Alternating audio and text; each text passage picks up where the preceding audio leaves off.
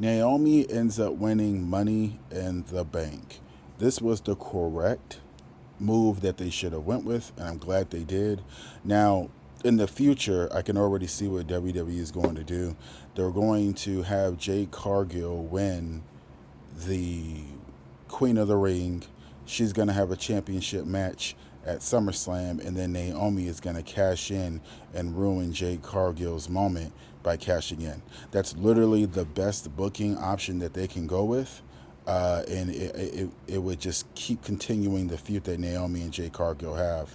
And then later on, maybe it's a one-on-one match with Jade and Naomi, and then maybe that's the reveal where we see Naomi teaming up with Naomi and Bianca teaming up together.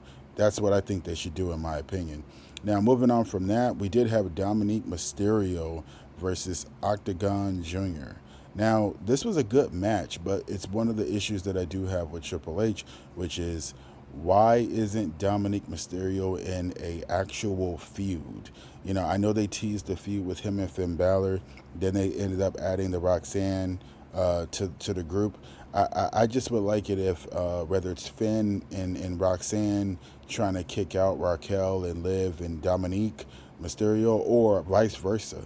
I just think there needs to be some type of substance and intrigue. Number one, with that group, and then number two, just with the Intercontinental Championship. You can't have your mid card championships not have any substance and not have anyone intrigued and entertained. It was great to watch Worlds collide and see that interaction that they had, and then they make that match. But it's better if it's an actual feud that people can sink their teeth into.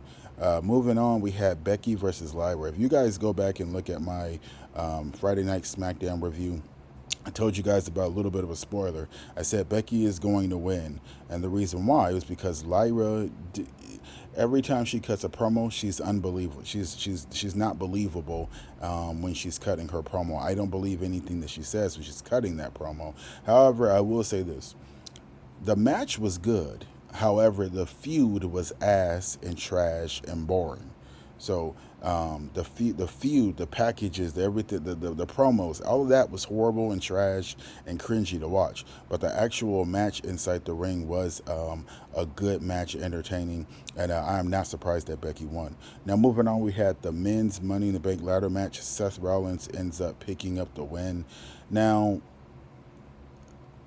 I I personally, if I was booking the show, I would have went with LA Knight or even Andrade as just a surprise to really build up newer stars. Seth Rollins doesn't need the Money in the Bank contract to actually get a championship match later down the line. He's already at the top of the card.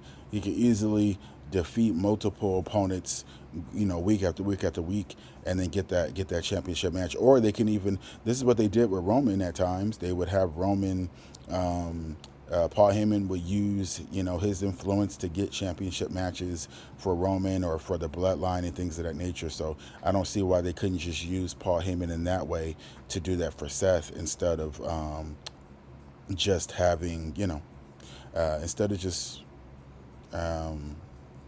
having Seth win the Money in the Bank. I think that this is what I meant too. If you guys go back to my video about Triple H being in Vince McMahon's shadow and some of these other videos I've made talked about, I was talking about how either Triple H is stupid or he's doing some of this sabotaging on purpose in regards to a LA Knight and things like that. I mentioned how he sabotaged LA Knight's championship reign as United States champion when he ended up losing to Shinsuke, then he won it back literally a couple weeks later, and then he won it back. It's just like, so that's my opinion about that. But Seth is the winner, so I mean, it is what it is. Scooby-Doo and the Broomstick Crew, they prevail again. And then the last match we had was John Cena, Logan Paul versus Jey Uso and Cody Rhodes. Now, personally, I thought that Roman Reigns was going to come back. I thought that I just thought Roman would come back. Actually, I thought that Roman would come back during the Money in the Bank ladder match, and then we didn't see that happen. Then I thought, oh, okay, they're going to have him come back, during that tag team match.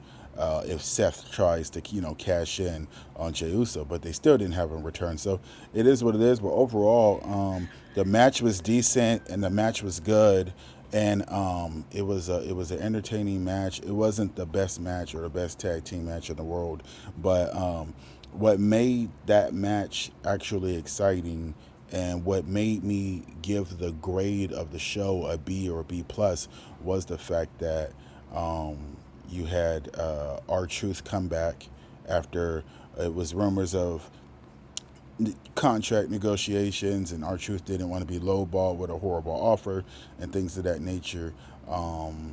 We end up seeing R-Truth come back and spear John Cena, and started punching him, and then he hits him with the belt, and Cody does Crossroads, and then yeah, it was game over. So overall, the R-Truth aspect boosted the show up for me to a B or a B plus.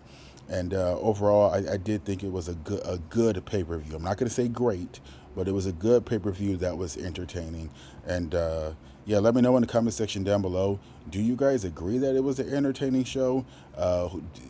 Did you guys want Stanford Van Cure to win the Money in the Bank briefcase? Let me know you guys' opinions and your thoughts about the show, and what you liked, didn't like, and what you would have changed or wouldn't have changed. All right, peace.